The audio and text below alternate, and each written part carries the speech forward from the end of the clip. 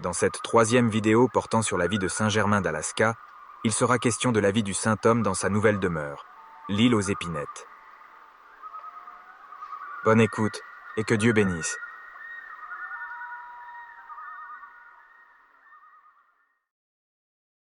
Entre 1808 et 1818, le père Germain a choisi de s'établir à l'île aux épinettes, qu'il a rebaptisée Nouvelle-Valaam. L'île aux épinettes est séparée de Kodiak par un détroit large d'un peu plus d'1 mille. Le père Germain, qui continuait de préférer la vie d'ermite, vivait dans une hutte près d'une source d'eau douce, dans cette retraite insulaire couverte de denses forêts. Il était cependant conscient qu'en tant que missionnaire, il devait sortir souvent dans le monde et la société. Néanmoins, il a poursuivi ses efforts missionnaires tout en résidant à l'île aux épinettes pendant plus de 40 ans. Lorsqu'on lui demandait comment il réussissait à vivre dans la forêt et à surmonter la solitude, le père Germain répondait « Je ne suis pas seul, Dieu est ici, de la même manière qu'il est partout. Les saints anges sont ici. » Le père Germain avait aussi plusieurs compagnons du règne animal. Des volées d'oiseaux venaient manger autour de sa demeure, et ses animaux de compagnie favoris étaient une famille de visons sauvages. On entendait souvent l'ancien chanter et psalmodier les offices monastiques depuis sa hutte. Il travaillait dans son jardin, récoltant des navets, du réfort, des pommes de terre, de l'ail, des choux et d'autres légumes. Il pêchait du poisson et l'entreposait pour les mois d'hiver. Un jour, le starez était occupé dans sa cellule, avec son travail manuel, quand soudain son disciple Gérasime se présenta à la porte et ne dit pas l'habituelle prière. « Par les prières de nos saints pères, ô Seigneur Dieu, aie pitié de nous. » Entrant dans la cellule, il dit à la place « Bénis-moi, Père. » Le starets ne répondit rien. Le disciple répéta sa demande plusieurs fois, mais l'ancien ne répondit pas. Le disciple se tint debout pendant plusieurs heures et décida finalement de quitter la cellule. Revenant le jour suivant, il dit la prière habituelle. Le starets répondit « Amen. » Le disciple dit à son tour « Bénis-moi, Père. » L'ancien le bénit et s'assit à son travail. Alors le disciple lui demanda « Père, pourquoi ne m'as-tu pas béni et répondu quand j'ai demandé hier ?»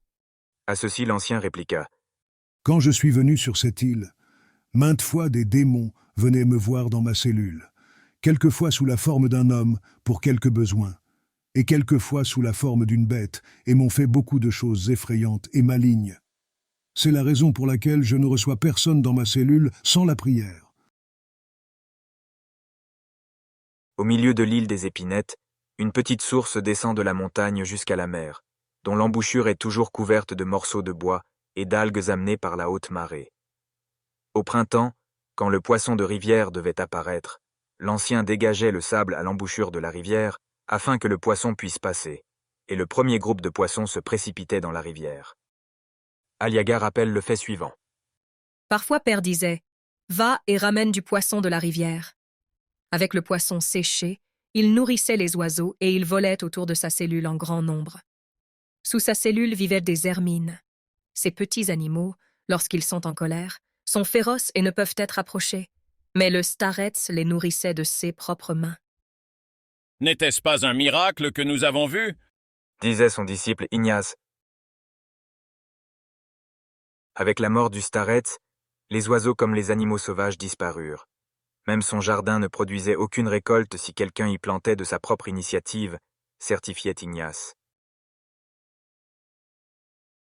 Une jeune femme du nom de Sofia Vlasova vint trouver le père Germain pour lui demander si elle pouvait habiter près de chez lui à titre de disciple. L'ancien accueillit favorablement sa requête. Elle l'aida alors en enseignant à l'école. Le père Germain disait qu'après sa mort, Sofia allait demeurer sur l'île et poursuivre son œuvre.